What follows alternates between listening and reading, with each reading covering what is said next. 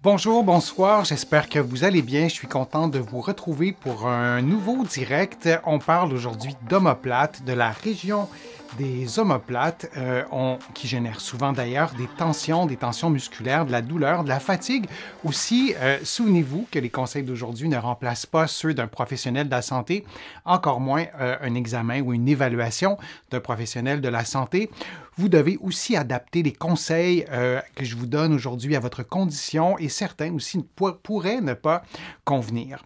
Vous allez trouver beaucoup des conseils, des exercices que je vous donnerai aujourd'hui dans mon livre 99 façons de soulager les douleurs au dos et au cou et aussi va prendre l'air, tout sur le pouvoir exceptionnel de la respiration. Il y a beaucoup d'exercices qu'on peut faire avec nos bras, avec la tête aussi, pour stimuler les muscles qui sont autour des omoplates, que vous ayez une tendinite à l'épaule, que vous ayez une capsulite, un problème de cou, il y a des douleurs, il y a des cervico-brachialgies, des douleurs qui partent du cou jusqu'à l'omoplate. Il y a vraiment plusieurs contextes où on souhaite stimuler, on souhaite assouplir, on souhaite renforcer, augmenter l'endurance des muscles des omoplates et souvent on va faire des erreurs. Alors je vais vous présenter des exercices et aussi les erreurs qu'on fait en faisant certains exercices. Alors je vous montre un exercice que je vous ai déjà montré sur ma chaîne. Donc couché sur le côté,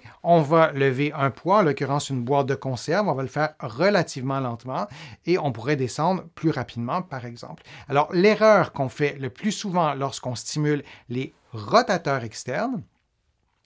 Ces rotateurs externes, et là vous avez vu, je monte rapidement et je descends très lentement pour stimuler la contraction excentrique. Je vous en ai déjà parlé, mais l'erreur qu'on fait souvent, c'est qu'on va bouger le coude. Le coude va décoller de la cage thoracique. Alors, ça ne sera plus du tout un mouvement de rotation externe, ça sera un mouvement d'abduction, qui est un autre mouvement et qui stimule beaucoup moins les muscles de l'omoplate. Je vous le rappelle, je vous donne des conseils pour stimuler les muscles qui entourent l'omoplate. Ici, je vais vous le montrer en position assise. Si je fais un mouvement de rotation externe, couché sur le côté, je stimule les rotateurs. Mais si je fais ça, comme ça, un mouvement d'abduction, je stimule les muscles qui sont ici. Je ne stimule pas les muscles qui sont derrière, qui sont dans le dos, qui sont près de l'omoplate. Alors, c'est une erreur qu'on essaie d'éviter. Une autre erreur aussi qu'on voit quand même assez souvent, lorsqu'on fait un exercice comme ça, d'abduction horizontale, et là, je mets sous tension l'élastique, l'erreur qu'on va voir souvent, c'est qu'on va changer l'angle des coudes. Alors, si je vous le montre comme ça, je pourrais prendre cette bande élastique-ci. Alors, si je me place dans la même position, parce que je vous l'ai montré couché, mais je pourrais vous le montrer en position assise. Alors, ce qu'on va faire, c'est qu'on va garder la tension, mais graduellement, on va approcher l'élastique de soi ou on va l'éloigner. Idéalement, on ne voudrait pas changer l'angle des coudes lorsqu'on fait un exercice, comme je vous ai montré, ou si je vous le montre un peu plus grand comme ça, couché sur le dos, c'est la même chose. Et on garde la position, vous le savez, pendant 10, 20, 30 secondes. Et l'autre erreur qu'on fait souvent aussi, c'est une deuxième erreur, c'est qu'on ne fait pas d'exercice statique. On ne fait d'exercice isométrique, si vous préférez. On va faire des exercices toujours avec du mouvement, mais de prendre la bande élastique comme ça et de tenir l'élastique sans mouvement. En ce moment, mes muscles forcent, pour vrai. C'est important aussi de stimuler les mouvements, les exercices qui ne sollicitent pas de mouvement parce que les muscles de l'omoplate, ce sont des muscles stabilisateurs. Ce ne sont pas uniquement des muscles qui nous font bouger le bras, tout ça. C'est des muscles aussi qui doivent garder cette région-là très stable, immobile, pour qu'on puisse en bouger une autre, par exemple. Alors, ne jamais oublier de faire aussi des exercices qui sont statiques, en plus des exercices qui sont dynamiques. Je vous montre une autre erreur. Lorsqu'on fait des exercices, c'est de faire des exercices dans une seule position. Donc, on va parfois uniquement faire des exercices en position assise. On doit faire des exercices couchés sur le dos. Je vous montre cet exercice-là. Je pourrais vous en montrer plusieurs autres. Vous pouvez très bien vous imaginer que vous pouvez faire le même exercice, mais aussi couché sur le dos. Donc, tantôt, le lundi, mercredi, vous le faites en position assise et les jours suivants, vous faites le même exercice couché sur le dos et vous pouvez aussi voir s'il y a une différence. Est-ce que c'est beaucoup plus difficile lorsque vous faites tel exercice en position assise et le même exercice que vous faites, par exemple, couché sur le dos ou adossé au mur. Ça pourrait être aussi la même chose. Alors, de varier vos positions. Une autre erreur aussi qu'on fait souvent, alors je vous l'ai montré dans une autre position, mais je voulais vous le montrer dans cette position-ci, c'est de bouger vos coudes. Et vous allez voir, ça c'est la version simple. Alors là c'est un exercice isométrique, lorsque vous forcez, en fait vous regardez la vidéo et vous ne voyez pas mes coudes s'éloigner de mon thorax, un peu le coude gauche de quelques millimètres. On veut garder les coudes bien en appui, sinon, comme je vous le disais, vous faites un mouvement d'abduction. Je vous le montre maintenant d'une autre façon, dans un autre angle, mais c'est le même principe. On ne veut pas voir de coudes bouger. On veut avoir un mouvement qui est vraiment isométrique. Je vous montre une autre erreur qu'on fait souvent, et moi j'aime bien cet exercice-là. On ne le connaît pas beaucoup, cet exercice-là. Ça se fait avec une bande élastique ou une autre pièce de tissu. Vous vous assurez de maintenir la même distance entre les deux coudes, sinon vous allez encore faire le mauvais mouvement d'abduction. Et si vous avez une faiblesse des muscles qui sont près de l'omoplate, il est fort à parier que les coudes s'éloignent et que votre cerveau ne s'en rendra pas compte. Alors de faire des exercices devant la glace, devant le miroir, ça vous aiderait aussi à corriger les erreurs que je vous présente aujourd'hui. Donc on ne veut pas changer la distance entre les coudes.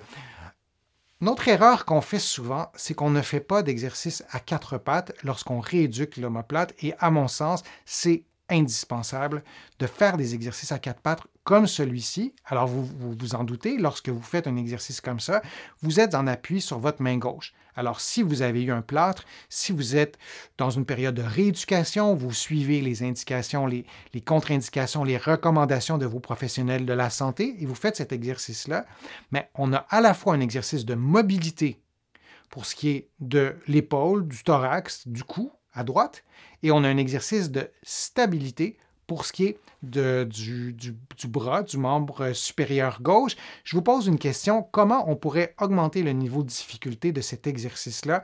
Et je suis vraiment très curieux de lire vos réponses. On est en direct. Si vous écoutez la vidéo en rediffusion, sachez que je vais lire aussi vos réponses et lorsque j'ai l'occasion, je vais les commenter, mais je vais les noter, en tout cas vos réponses, pour m'en servir dans de prochaines vidéos. Alors cet exercice-là, comment on pourrait augmenter le niveau de difficulté? Évidemment, on fait tous les exercices des deux côtés et l'erreur à éviter, c'est de ne jamais faire d'exercice à quatre pattes. Et une façon d'augmenter le niveau de difficulté, ce serait de placer la main sur un ballon, de placer la main sur un coussin, de placer la main sur une surface instable. Ce qui augmenterait le niveau de difficulté et ce qui ferait que les muscles de l'omoplate auraient à se coordonner un peu plus que de faire le même exercice, mais la main au sol, ce qui est évidemment beaucoup plus stable, beaucoup plus facile. Alors, d'augmenter le niveau d'instabilité pendant un exercice à quatre pattes augmente le niveau de difficulté. Et on choisit toujours un niveau de difficulté qui est proportionnel à nos capacités. Pour certains patients, on fait le même exercice, mais en plaçant les jambes sur un ballon, un gros ballon de rééducation, un ballon suisse par exemple. Il y a différents termes à travers la francophonie pour nommer ce type d'accessoire-là. Mais on pourrait donc placer les jambes ou les membres inférieurs sur une surface instable et faire la même chose, le même mouvement que vous voyez, mais c'est important de faire des exercices à quatre pattes. Une autre erreur aussi à éviter, c'est de ne pas corriger les compensations. Je vous montre l'exercice d'abduction comme ça au mur. Et lorsqu'on lève les bras et on veut prendre soin de l'omoplate et on veut éviter des erreurs qu'on voit malheureusement trop fréquemment, c'est qu'on veut corriger les compensations, les tricheries. Quelles sont-elles, ces compensations-là? Vous pouvez m'en écrire quelques-unes si vous le souhaitez. La compensation la plus fréquente lorsqu'on fait le mouvement d'abduction, comme vous le voyez, mais vous ne voyez pas l'erreur en ce moment à l'écran, c'est qu'on va lever l'épaule droite. On va lever une épaule, disons l'épaule droite. Alors, pendant qu'on fait le mouvement, oups, j'ai accroché des choses. Donc, pendant qu'on fait le mouvement, on va lever l'épaule comme ça. Là, je caricature presque. Et notre cerveau ne s'en rendra pas compte. Alors, on n'aura pas un mouvement symétrique comme vous le voyez. On aura une élévation de l'épaule. Alors, ça, c'est une première compensation. La seule façon de la voir, cette compensation, si elle est installée depuis longtemps, c'est de faire l'exercice devant le miroir, devant la glace, devant une autre personne. Sinon, vous allez peut-être passer à côté de la correction.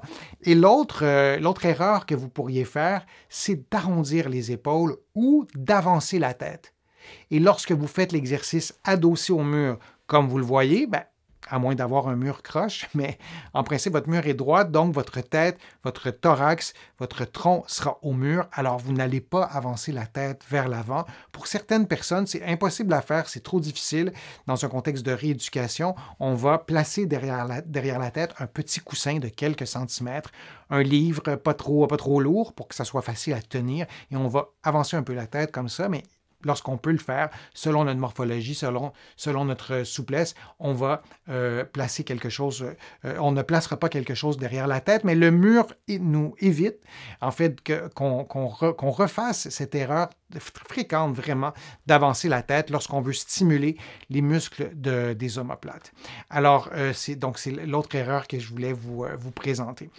Alors, prendre soin de ces omoplates par des exercices très simples, je vous en ai montré quelques-uns aujourd'hui. Vous pourriez les prendre, ces exercices, et vous construire un programme d'exercices pour stimuler ces muscles-là. Je vous en prépare des nouveaux programmes d'exercices qui sont spécifiques aux muscles des omoplates et je vais vous montrer aussi dans ces vidéos quels muscles on travaille. C'est beaucoup plus facile, je pense, de faire l'exercice quand on les a vus. Vous allez trouver aussi des vidéos sur ma chaîne qui vous les présentent, ces muscles-là, et c'est plus facile de corriger les erreurs et c'est plus motivant aussi souvent quand on veut prendre soin de notre dos, parce qu'on parle du dos, évidemment, des muscles qui sont près des omoplates pour diminuer les tensions, pour soulager les douleurs ou dans un contexte de rééducation.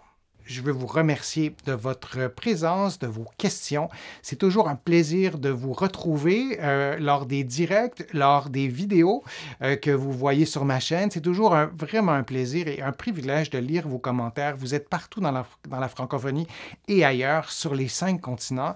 Merci aussi de vos contributions. Vous pouvez contribuer en cliquant sur le petit cœur. Ça apparaît dans plusieurs pays, en tout cas sur la planète. Vous cliquez là-dessus et vous pouvez faire une contribution ou sur mon site web. Sachez qu'elles sont indispensables à ce que je puisse continuer à développer mon offre en fait gratuite sur le web. Il y a beaucoup de personnes, beaucoup d'entre vous qui n'avaient pas accès à des soins de réadaptation.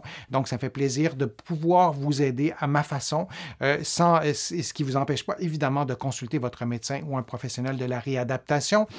Vous allez trouver beaucoup d'informations dans mes livres que vous allez trouver partout ici au Canada, en librairie et sur le web. Vous allez aussi les trouver de l'autre côté de l'Atlantique, notamment à la Librairie du Québec à Paris et aussi dans d'autres librairies. Vous allez aussi les trouver sur le web et vous pouvez aussi vous abonner gratuitement à mon infolettre, à mes courriels thématiques en visitant mon site web, le www.denisfortier.ca.